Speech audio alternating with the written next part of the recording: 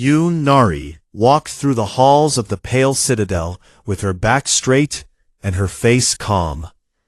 The station was enormous, a floating city of glass and silver light built at the very center of known space. Every major species had a seat here. Every great decision in galactic history had been made inside these walls. And for 9,000 years, the Council of 12 had ruled from this place, deciding who lived, who died, and who was allowed to speak. Nari was allowed to speak today. That was the only reason she was here. She passed alien delegates in the corridor. Some of them were tall, covered in hard scales. Others floated on gas-filled sacks, or walked on 6 legs with clicking sounds that echoed off the crystal floors. Most of them looked at her, and then looked away. A few stepped aside, not out of kindness but because they did not want to be near her. To them, humanity was still a child species. 220 years in space, that was nothing. Some of the species on this station had been sailing between stars before humans had learned to use fire. Nari did not care what they thought. She had not come here for their respect. She carried a single data file in her hand. It was labeled Grievance File 7 Omega, and it contained the names of 1.2 billion people. Every single one of them was dead. They had been killed 18 months ago when the Velthari Dominion sent its warships to 3 human frontier colonies and burned them from orbit. The colonies were called Erythia 3, Dawnreach, and Hallowed Bend.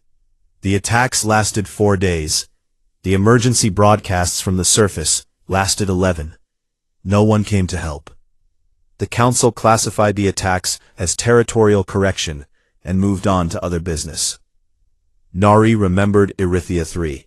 She had been 7 years old when the sky turned orange and the ground shook so hard that the buildings fell like paper. She remembered running through smoke so thick she could not see her own hands. She remembered a stranger grabbing her wrist and pulling her into an underground shelter. She remembered the screaming that lasted for hours, and then the silence that was worse. She had survived. Most had not. Now she stood before the doors of the Grand Chamber. They were 40 meters tall, made of a material that glowed faintly blue. 2 guards from the Celit species stood on either side, their long aquatic bodies wrapped in ceremonial armor. They looked down at her with cold, wet eyes and said nothing. The doors opened. The Grand Chamber was a circle, vast and bright. 12 thrones of light floated above the floor in a wide ring, each one holding a representative of an elder species. Below them, on the main floor, were rows of seats for observers, diplomats, and journalists from across the galaxy. The air smelled faintly of ozone and something sweet that Nari could not name. She walked to the center of the floor. Her boots made soft sounds on the polished surface. Above her, the 12 representatives watched, some with curiosity, some with boredom, one with open hatred. That one was Dominarch Vasur of the Velthari Dominion. He was massive, almost 3 meters tall, with dark green scales and eyes like molten copper. He sat in his throne, with his clawed hands resting on the arms, and he looked at Nari the way a predator looks at something too small to eat. The High Arbiter of the Council, an ancient Selith named Aluin, spoke first. His voice was deep and wet, translated by the chamber's systems into a flat, neutral tone. He asked Nari to state her purpose. Nari activated the holographic display built into the chamber floor. The air above her filled with light. Images appeared. Orbital scans of 3 worlds, before and after the attacks. Population records. Medical reports from the few survivors. Audio recordings of emergency broadcasts, the voices of mothers calling for help, of children crying, of automated systems repeating evacuation orders to cities that no longer existed. She spoke, clearly and without emotion. She presented every piece of evidence. She quoted council law. She cited treaties. She showed the exact coordinates of civilian shelters that had been specifically targeted by Velthari warships. She showed that the Velthari had jammed all communication signals for 11 days, preventing any rescue. She did not raise her voice. She did not cry. She stood in the center of that enormous room, surrounded by species that had ruled the galaxy for thousands of years, and she laid out the facts like a surgeon laying out instruments. When she finished, the chamber was quiet. High Arbiter Olun called for deliberation. The 12 spoke among themselves in low tones that the translation systems did not broadcast. Some of them glanced at the holographic evidence still floating in the air. Some did not bother to look at all. The deliberation lasted 9 minutes. Olun spoke the ruling. The Velthari had acted within the boundaries of expansion protocol. Humanity's colonies had been established in disputed territory. The grievance was denied. 9 minutes. That was how long 1.2 billion lives were worth. Nari closed her data file. She looked up at the 12, moving her gaze slowly from one throne to the next. She did not argue. She did not shout. She simply bowed her head once, and said in a voice that carried to every corner of the silent chamber, that humanity noted the Council's position for the record. Then she turned and walked out. Behind her, the alien delegates began to murmur. Something about the way she had left unsettled them. There had been no anger in her voice, no desperation, just a calm, steady acknowledgement, as if she had expected this, as if this was not the end of something, but the beginning. They were right to be unsettled. Far away, aboard the Terran flagship Horizon's Edge, Admiral Han Do-hyun sat in his command chair and watched the broadcast of the Council ruling on a screen that took up half the wall. His face did not change. His officers stood around him in silence, waiting. When the broadcast ended, Do-hyun turned to Lieutenant Commander Baek Jisoo, who stood at his right side, with her hands clasped behind her back and fire in her eyes. He said one word, "Begin." Jisoo nodded and left the bridge. Within the hour, a signal was sent across all of Terran space. It was encrypted, short, and broadcast on every frequency that humanity controlled. It reached every ship, every station, every colony, every listening post on the edge of the frontier. The signal read, "Iron Dawn, confirmed." And across 1,000 points of light in the dark, humanity began to move. The Ashfeld Nebula was a cloud of dust and dying light, a place where old stars had collapsed thousands of years ago and left behind nothing but drifting rock and pale gas. No trade routes passed through it. No species had ever claimed it. It was, by every galactic standard, worthless. That was exactly why humanity had chosen it. Baek Jisoo stood on the observation deck of the carrier Thunderfall and watched the fleet move through the haze. Destroyers in tight formation, their dark hulls catching the faint glow of the nebula. Stealth corvettes drifting silently between asteroid clusters. Carriers the size of small cities, their launch bays lit up with rows of fighter craft being loaded and checked. Fuel tankers, medical ships, troop transports, supply barges carrying enough ammunition and food for 6 months of sustained warfare. 412 warships.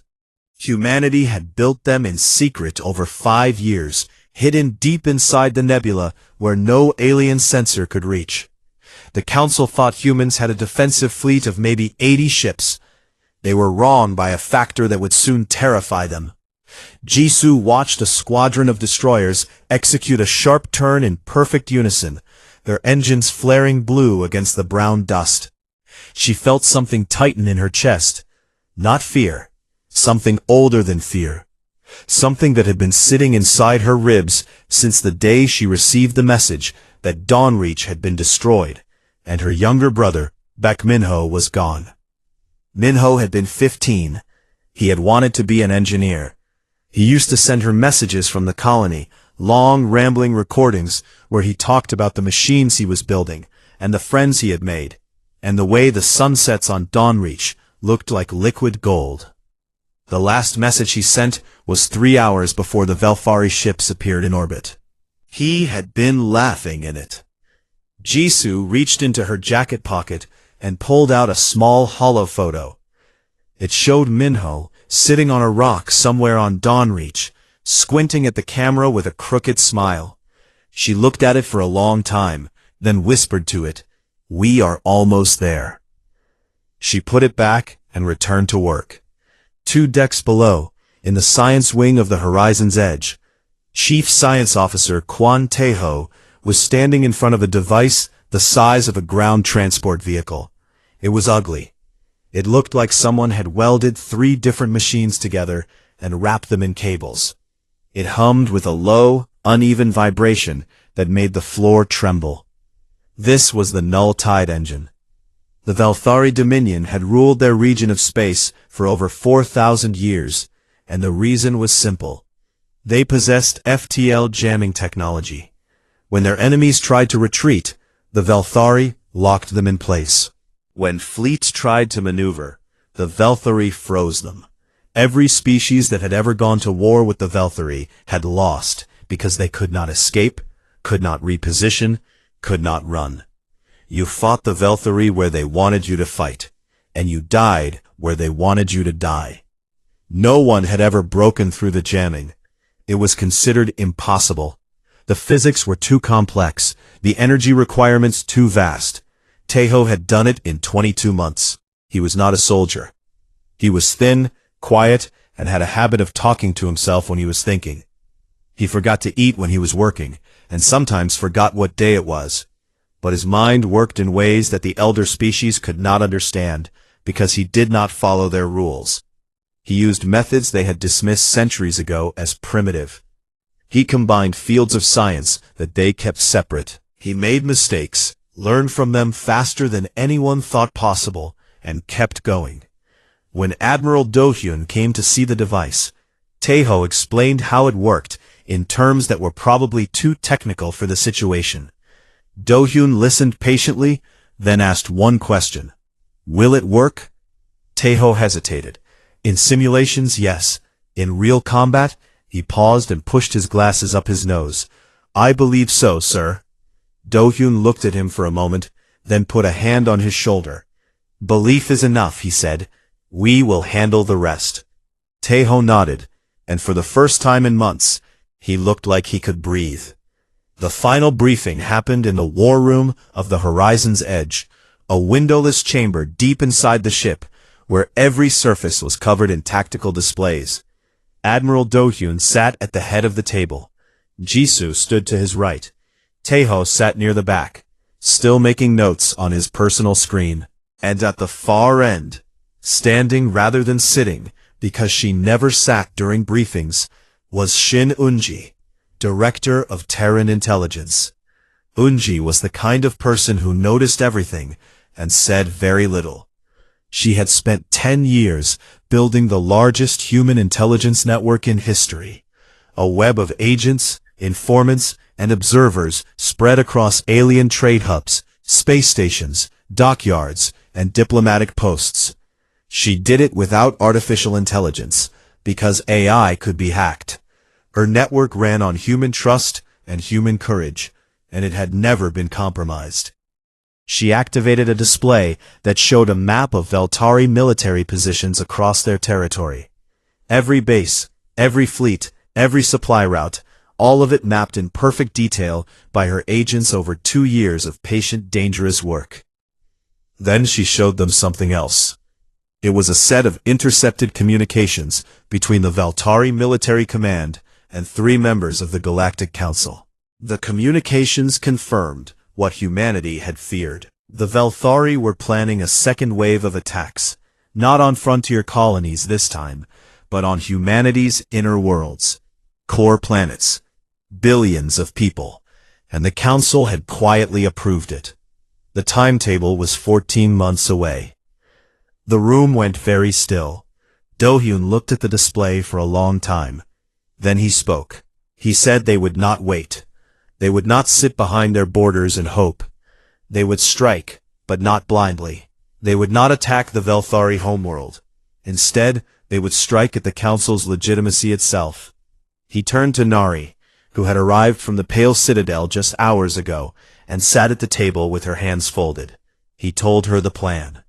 She would return to the council chamber, and before every species in the galaxy, she would formally declare humanity's first galactic war. Nari was quiet for a moment. Then she asked him if he understood what that meant. Every elder species would see humanity as the aggressors. History might remember them as the ones who started the fire. Do-hyun met her eyes. They watched our children burn and called it legal, he said. I do not care what they see us as. Nari held his gaze, then nodded once. She understood. She had always understood. The briefing ended. Officers filed out to their stations. Orders were sent. Schedules were confirmed. Across the nebula, 400 ships began powering up their engines, running final checks, loading weapons. Jisoo stood on the bridge of the Thunderfall as the fleet began to move. The nebula dust swirled around the ships like brown fog as they formed into columns. Each one pointed outward toward the stars beyond. She could feel the vibration of the engines through the deck plates, a deep, steady pulse like a heartbeat. She looked out at the moving lights and said quietly, almost too quiet for anyone to hear, "For all of them." And the fleet sailed forward into the dark. The Pale Citadel was buzzing with tension when Nari arrived for the second time. Word had spread through the station that the human ambassador had requested an emergency full session of the council, something that had not happened in over 300 years. Every species wanted to know why. Every delegate, journalist, and observer on the station was trying to get into the grand chamber. Nari walked through the same crystal halls she had walked through before. But this time, she was not alone. Behind her, in two perfect rows, walked 12 Terran officers in full dress uniform. Dark coats with silver trim, polished boots, and the emblem of the United Terran Republic on their chests. Among them were Baek Jisoo and Shinunji, both walking with their eyes forward and their backs straight. They carried no weapons. Their presence alone was a message. Humanity had never brought a military escort to the Pale Citadel before. The alien delegates in the corridor stopped and stared. Some whispered to each other. Some reached for their communication devices. A few stepped back against the walls as the humans passed. There was something in the way they walked, something in the silence between their footsteps, that made the air feel heavier. The doors of the grand chamber opened, and Nari stepped inside. The chamber was full. Every seat in the gallery was taken. Representatives from dozens of species filled the observer rows, their bodies of every shape and color, shifting and murmuring as they watched the human delegation enter. Above them, on their thrones of light, the 12 waited. High Arbiter Olun sat at the highest point, his old aquatic body wrapped in ceremonial robes that shimmered like deep water. Dominarch Vasur sat in his throne with his arms crossed and his copper eyes burning with contempt. Nari walked to the center of the chamber floor. The 12 officers took positions behind her in a single line and stood at attention. The chamber quieted, but not fully. There was still murmuring, still the rustle of movement from the gallery. Olun spoke. His translated voice filled the room, flat and formal. He asked the human ambassador to explain why she had called this session, and warned her that wasting the council's time carried consequences. Nari did not respond immediately. Instead, she activated the chamber's holographic display. The air above her filled with light, and then with faces. Human faces. One after another, they appeared and slowly faded, replaced by the next. Men, women, children, old and young, smiling in photographs that had been taken on ordinary days, before the fire came. School pictures, family portraits, identity records. Each face hung in the air for 3 seconds, long enough to see the eyes, to notice the shape of a smile, to understand that this had been a real person. The names scrolled beneath them in small text. There were so many names. The murmuring in the chamber stopped. 1.2 billion faces would take years to show. Nari did not need years. She needed the council to understand that these were not numbers. These were people. She let the faces cycle for a full minute in silence. No one spoke. No one moved. Even Vasur's expression shifted just slightly, from contempt to something harder to read. Then Nari began to speak. Her voice was steady. It was not loud. It did not shake. She spoke the way someone speaks when they have practiced the words so many times that they have become part of their blood. She told how humanity had come to the stars 220 years ago with open hands and hopeful hearts. How they had been told to follow council law, and they did. How they had been told to file grievances through proper channels, and they did. How they had been told to trust the system, and they did. For 2 centuries, humanity played by the rules. They obeyed every protocol. They submitted to every inspection. They paid every tax and tithe demanded by elder species who looked at them like insects. And then the Valthari came to their colonies and burned 1.2 billion of them alive. Nari paused. She looked up at the 12. She told them that she had stood in this very chamber and presented evidence of genocide. She had shown them the targeted strikes on civilian shelters. She had played them the emergency broadcasts of children begging for rescue that never came. She had laid every fact before them with respect and patience. And the council deliberated for 9 minutes and called it legal. She turned to High Arbiter Alun. She quoted his own ruling back to him, word for word. He had written that the loss of 1.2 billion humans was within acceptable parameters of expansion protocol.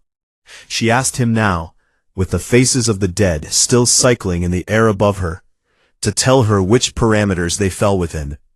She asked him to pick one face, any face, and explain to that person why their death was acceptable. Alun said nothing. His old body seemed to sink deeper into his throne. She turned to each council member in turn. She quoted their own words, their own rulings, their own silence. She did not accuse them of cruelty. She did not call them monsters. She simply read their own record back to them and let it speak for itself. When she turned to Dominarch Vasur, he laughed. It was a deep, rumbling sound that echoed through the chamber. He called humanity a short-lived species, throwing a tantrum. He said they should be grateful the Valthari had only taken 3 colonies, and not all of them. The chamber held its breath. Nari looked at him. She did not flinch. She did not raise her voice. "You are right about one thing, Dominarch," she said. "We are short-lived. We do not have thousands of years to wait for justice. So we will take it now." She reached into her coat and produced a single document, projected it into the air beside the cycling faces. It was written in formal galactic legal language, every word precise, every clause carefully constructed. It was a declaration of war. But it was not written in anger. It was written in law. Nari cited Article 7 of the Founding Compact of the Galactic Council, an ancient provision that permitted any species to wage war when the governing body failed to provide justice for crimes committed against them. The article was 9,000 years old. It had been written by the original founders as a safeguard against exactly this kind of failure. No species had ever used it, because no species had ever been desperate enough or brave enough to invoke it against the Council itself. Until now. The chamber erupted. Delegates shouted. Several council members rose from their thrones. Vasur slammed his clawed fist against the arm of his seat. Alun called for order, but his voice was drowned out by the noise. Nari stood in the center of it all, perfectly still, and waited. When the noise died down enough for her to be heard, she spoke one final time. Humanity does not seek the Council's approval, she said. We are informing you as your own laws require. As of this moment, the United Terran Republic is in a state of war with the Velthari Dominion. Any species that stands with them will be treated accordingly. Any species that stands aside will not be harmed. Choose wisely. She bowed once, a slow, deliberate bow, not of submission, but of farewell. Then she turned and walked toward the doors. The 12 officers fell into step behind her. Their boots echoed in the stunned silence. The faces of the dead continued to cycle in the holographic display above the empty floor where she had stood, one after another, and no one in the chamber could bring themselves to turn them off. Nari did not look back. Outside the chamber, in the corridor, Yunji fell into step beside her and spoke quietly. She asked if Nari was all right. Nari's hands were shaking. She pressed them flat against her sides and kept walking. She said she was fine. Unji did not believe her, but she said nothing more. Aboard the Horizon's Edge, deep in the Ashfeld Nebula, Admiral Han Do-hyun sat in his command chair, surrounded by officers who had stopped breathing. They had watched the entire declaration on the main screen. When Nari finished and walked out, the bridge was so quiet that the hum of the ship's engines sounded like thunder. Do-hyun's personal communicator chimed. A single message from Nari, just 2 words, "It is done." He read it. He closed his eyes. For a long moment, he sat there with his eyes shut, and no one knew what he was thinking. Perhaps he was thinking about the weight of what came next. Perhaps he was thinking about the colonies. Perhaps he was thinking about nothing at all, just letting himself breathe one last time before everything changed. Then he opened his eyes. All fleets, he said, advance. And 400 ships moved as one toward the stars. The Korath expanse was a stretch of empty space between 2 dead star systems, far from any trade route and far from any eyes that might be watching. The Velthari had built their forward base here for exactly that reason.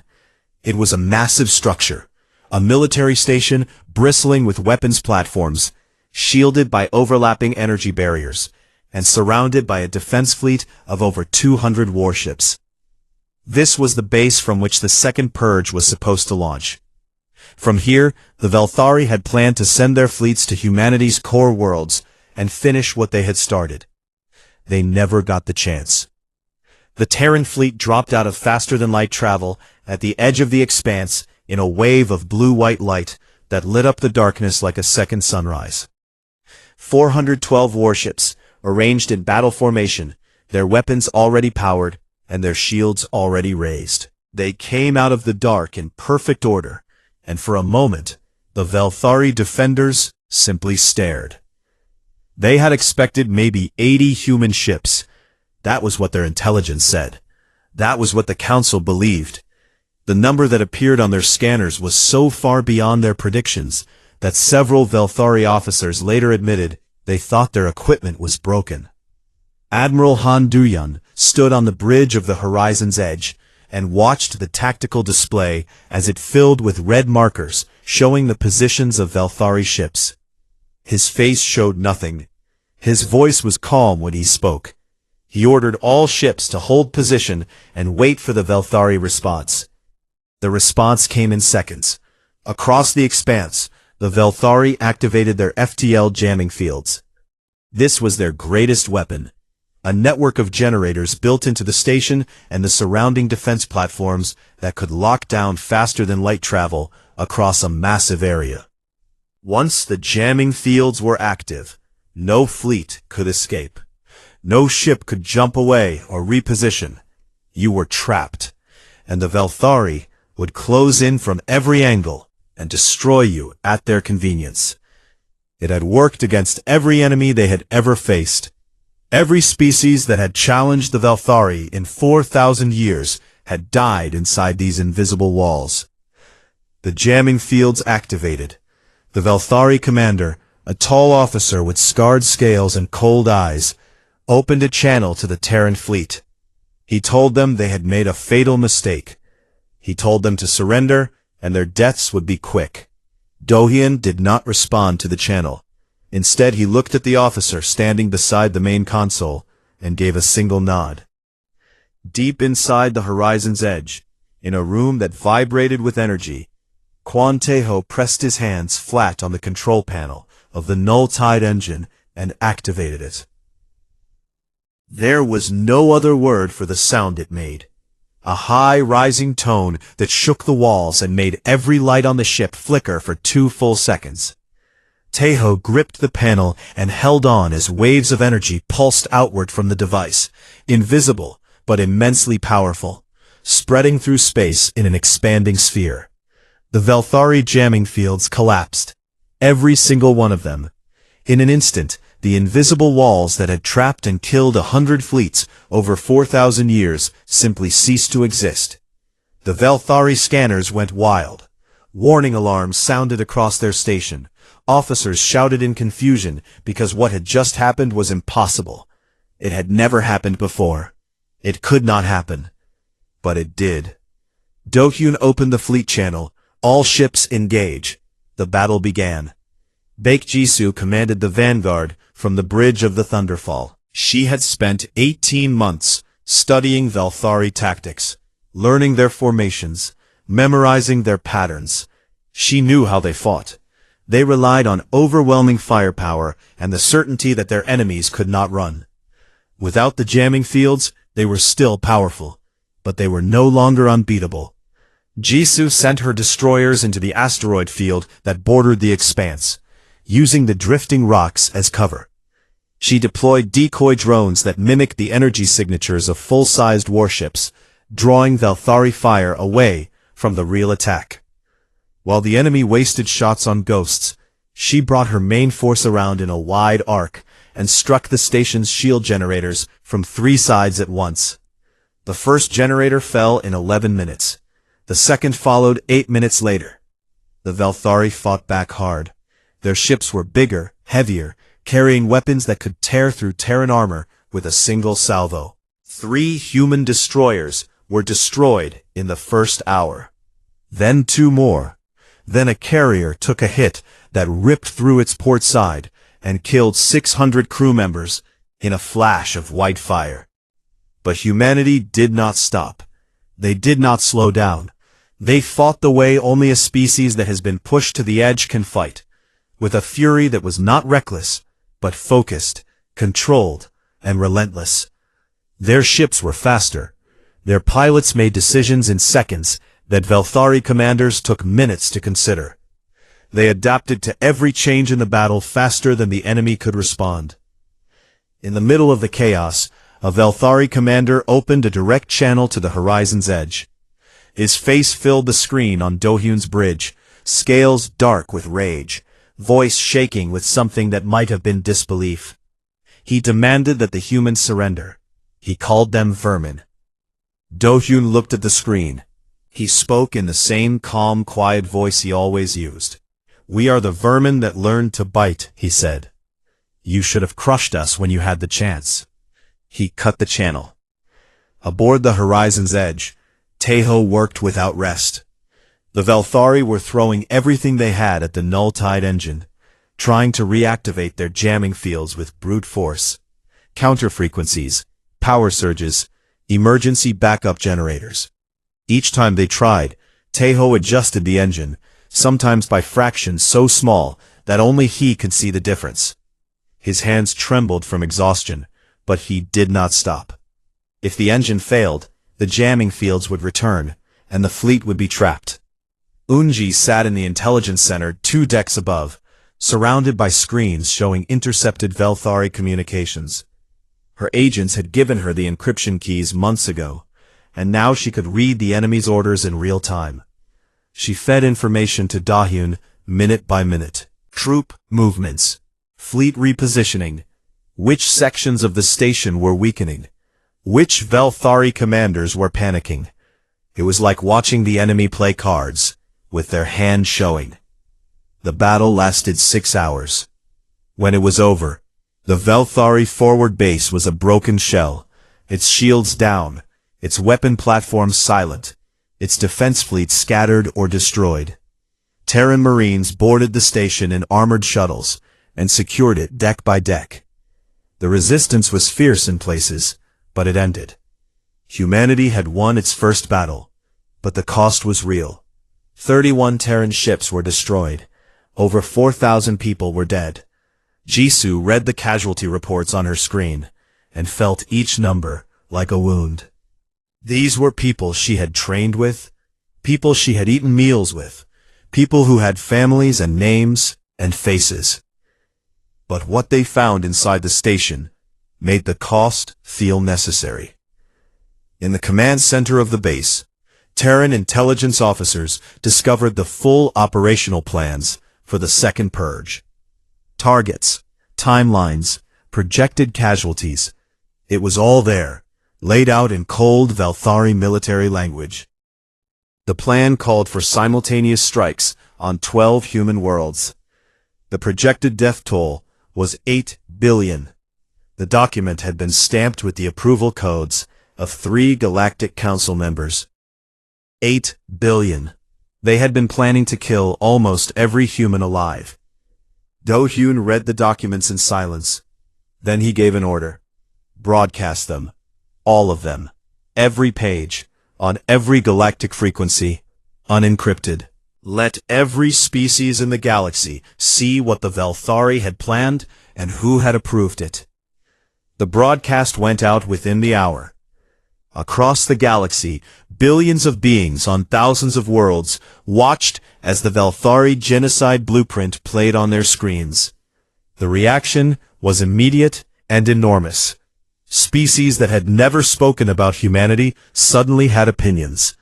Governments that had stayed neutral suddenly faced angry populations demanding answers. The Galactic Council's communication channels were flooded with messages.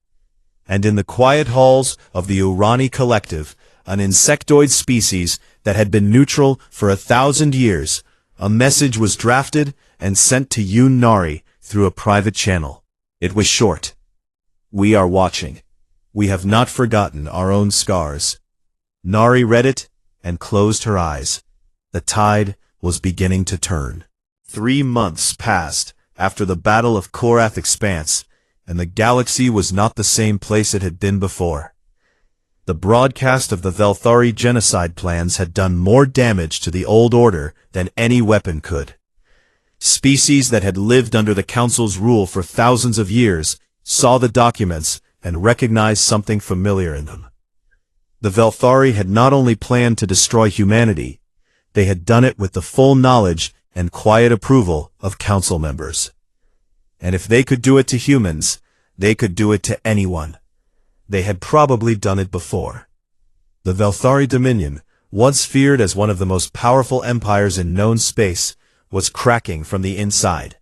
4 vassal species, races the Velthari had conquered and ruled over for centuries, rose up in rebellion within weeks of the broadcast.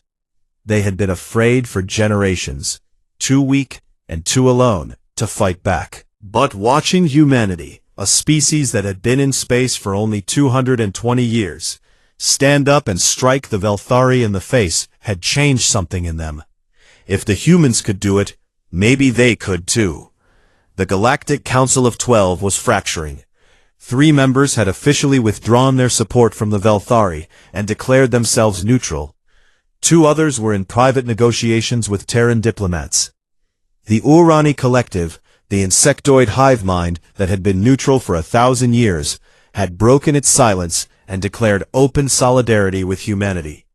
Their representative made a public statement that said simply that the Urani remembered what it was like to be small, and they stood with those who refused to be crushed. The Selith, the ancient aquatic species that had been the Velthari's strongest political ally for centuries, tried to hold the old order together. The terms were straightforward in a way that revealed everything about how they saw the situation. Humanity would apologize for its act of aggression, return to its original borders, submit to a council review of its military capabilities, and dismantle the null tide engine. In exchange, the Velthari would agree not to attack human worlds for a period of 50 years. 50 years, as if that were generous. As if humanity should be grateful for half a century of not being murdered.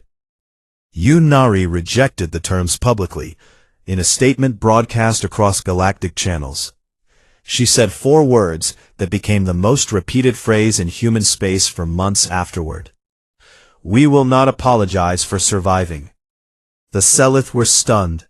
They had genuinely believed humanity would accept. They had spent so long at the top of the galactic order that they could not understand a species that would choose war over submission. Aboard the Horizon's Edge, Admiral Han Do-hyun and Baek Ti-soo planned the next phase of the war. They had won at Korath, but one victory did not end a conflict against an empire as large as the Velthari Dominion. The Velthari still had hundreds of warships, dozens of bases, and the industrial capacity of a civilization that had been building weapons for 4,000 years. But Do-hyun did not plan to meet them head-on. He did not want to invade the Velthari homeworld. He did not want to bomb their cities or burn their colonies. He wanted something more precise. He ordered a strategic blockade. Terran fleets, working with intelligence provided by Unji's network, positioned themselves along the Velthari's major supply routes. They did not attack civilian ships. They did not fire on unarmed transports. They stopped military convoys, seized weapons shipments, and cut the flow of resources to the Velthari war machine. It was slow, patient, and effective. Jisoo questioned him once, in private, on the observation deck where they often spoke. She asked him why they were holding back. They had the ships, they had the technology. They could strike the Velthari homeworld and end the war in weeks. Do-hyun looked out at the stars. He was quiet for a long time. Then he said something that Jisoo would remember for the rest of her life.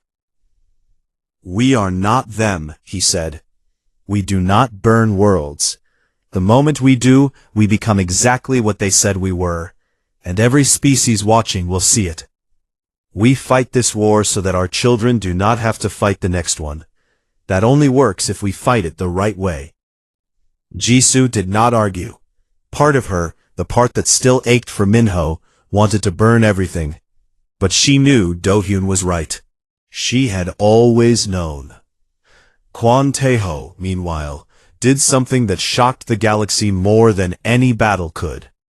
He released the full schematics of the null tide engine. Not sold them, not traded them for political favors. He gave them away freely, to every species that asked for them, starting with the vassal races that were rebelling against the Velthari. In the entire history of the Galactic Council, no species had ever done this.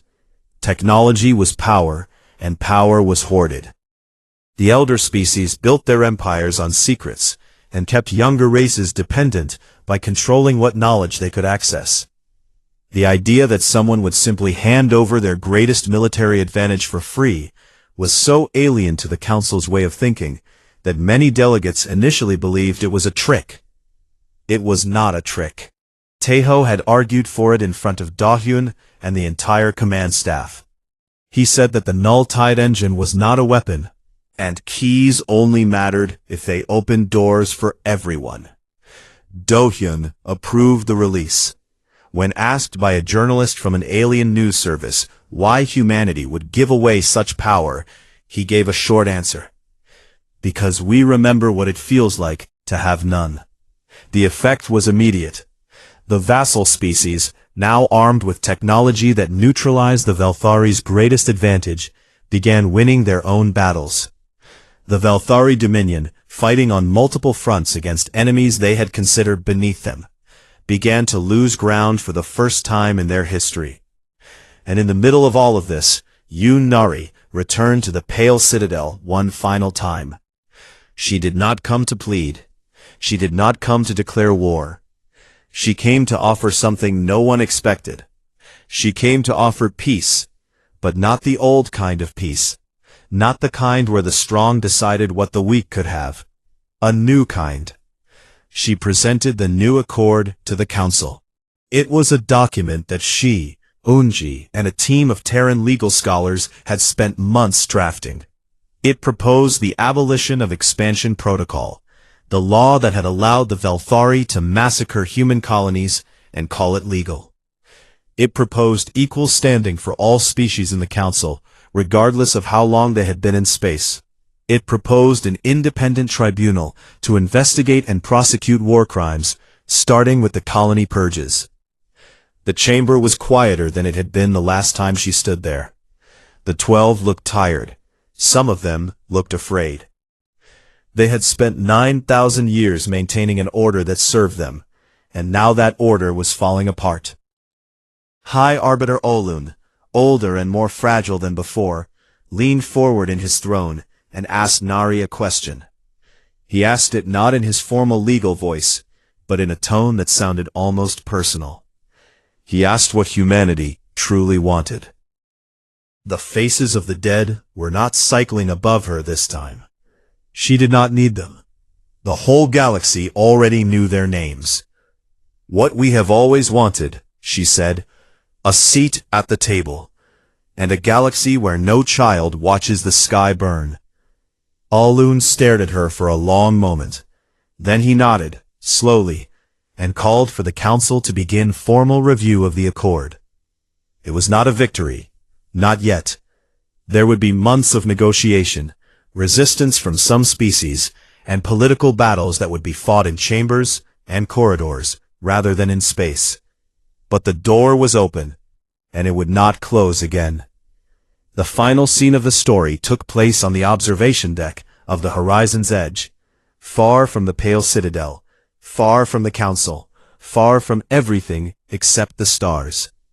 Han Do-hyun stood alone at the window, his hands behind his back, watching the fleet hold position in the quiet dark. The ships were still there, hundreds of them, scarred and patched and battle-worn, their lights glowing steadily against the black.